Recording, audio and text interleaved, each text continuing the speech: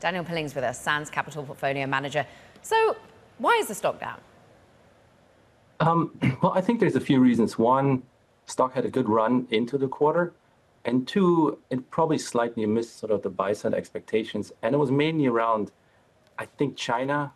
And then secondly, Blackwell is still a little bit supply constrained. So they're ramping it as fast as they can, but I guess the ramp wasn't fast enough. But I would say, though, to us, those were pretty strong results. And maybe one interesting fact to look at, if you take out the China revenues completely out of data center, then the rest of the world for them actually accelerated from about 60-ish% growth in Q1 this year to a guided 80% growth in Q3 this year. So actually, Nvidia ex-China has been accelerating, which I think is really strong. I think that's a really interesting take. We had Vladimir Galibov from Nvidia yesterday talking about how Europe is stop-start in certain countries. You've got Denmark really going hard on sovereign AI, other countries less so. We got told $20 billion for sovereign AI. Is that strong enough for you, Daniel? Yeah, I think that's a great number, but the truth of the game is still within hyperscalers and AI startups. I think that's where the real action is for now, and it's a much, much, much larger number. And I think the interesting aspects there are, one, as Jensen noted, that reasoning AI is so much more compute intensive. He quoted 100 to 1,000 times more on the one hand side. And then on the other hand side, though, it's also much better. So it reduces hallucinations. And he also mentioned that the return on invested capital you receive from buying these chips is phenomenal, right? He mentioned if you invest $3 million today, you can make 30 million in token revenues in short order. So I think that's where the real action is as of today. And is that why the real action is talking about where Rubin takes us, the cadence of innovation over at Nvidia? I think so. I think Rubin will, again, the most important thing that Nvidia is doing is they're increasing the performance per watt. And they noted that it costs about $50 billion for each 1 gigawatt data center. Rubin will, again, improve that performance per watt, which means that NVIDIA's competitive situation improves on the one hand side, but also on the other hand side, you can do more compute, you can build better models with Rubin, which means it's a self-fulfilling prophecy a little bit, because whatever comes out of these models will, again, have higher IQ and effectively bigger and better apps. You're not worried in any way about Amazon's Trainium, about Google's TPU, the fact that the customers are innovating themselves? Yeah, no, I think it's our job to worry sometimes, but we've looked at this in detail. And I think the idea here is, again, to say, well, so here's NVIDIA. They're building a giant system of a company. They have both networking, CPUs, GPUs, hundreds of different suppliers, and they put the software on top. They say, and we believe in this, that they are the best performance per watt supplier in the industry, bar nobody else.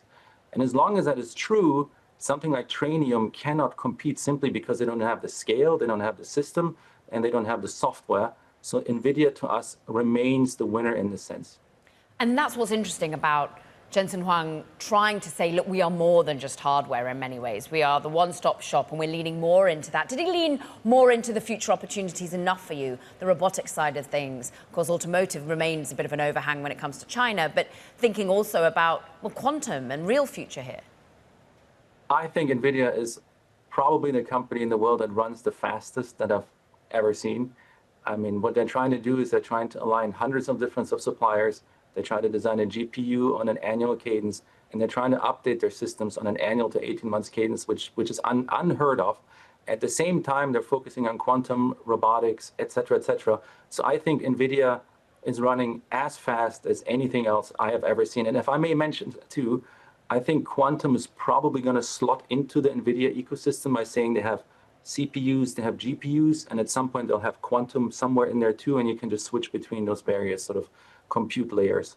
And that was what was interesting with IBM and AMD's partnership, the idea that almost you reference how these reasoning models work. Well, I'm thinking of GPT-5, how it just pushes you towards the best possible model for your question. We're going to have the best possible computing standard for your general task. Yes, I fully agree with that. The best possible, as well as the cheapest and the fastest. And again, I mean, as we think through the next few years, the question is like, how much more compute can NVIDIA sell? And it truthfully continues to be a question of the scaling laws, right? And we've seen with Grok 4 that compute still provides better and bigger models. We're going to have Blackwell clusters scaling in the next 12 months, or 6 to 12 months. And hopefully we'll be seeing good results coming out of whatever comes after Grok 4 and ChatGPT 5.